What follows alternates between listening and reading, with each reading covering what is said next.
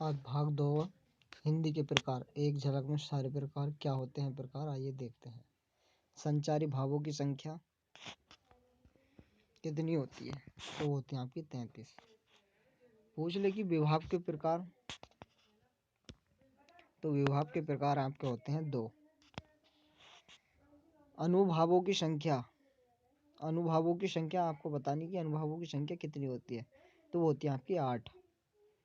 भरत मुनि के अनुसार रसों की संख्या को कितना माना गया है, तो वो माना गया आपका 8। उच्चारण के आधार पर वर्णों की संख्या, उच्चारण के आधार पर वर्णों की संख्या तो होती है आपकी 45।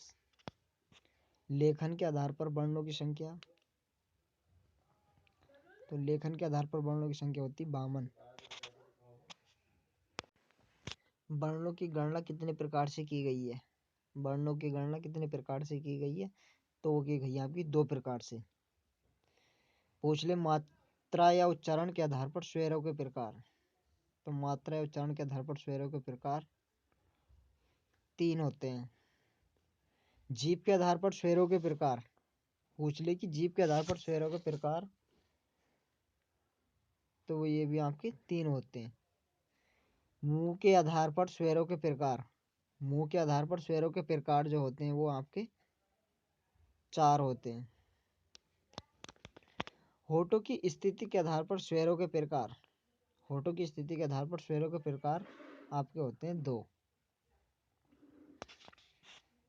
पूछ ले कि अल्पप्राण वर्णों की संख्या कितनी होती है, तो अल्पप्राण वर्णों की संख्या आपकी 33 होती है। और हिंदी में महाप्राण वर्णों की संख्या, पूछ ले कि हिंदी में महाप्राण वर्णों की संख्या, तो हिंदी में महाप्राण कितने होते हैं 15।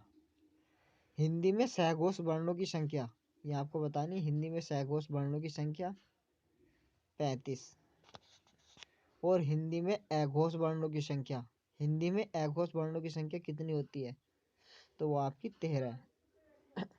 ह्रस्वरों की संख्या, ह्रस्वर कितने होते हैं, तो आपके ये होते हैं 4। दीर्घ स्वरों की संख्या, पूछ ले कि दीर्घ स्वरों की संख्या कितनी होती है, तो दीर्घ स्वरों की संख्या आपकी 7 होती है।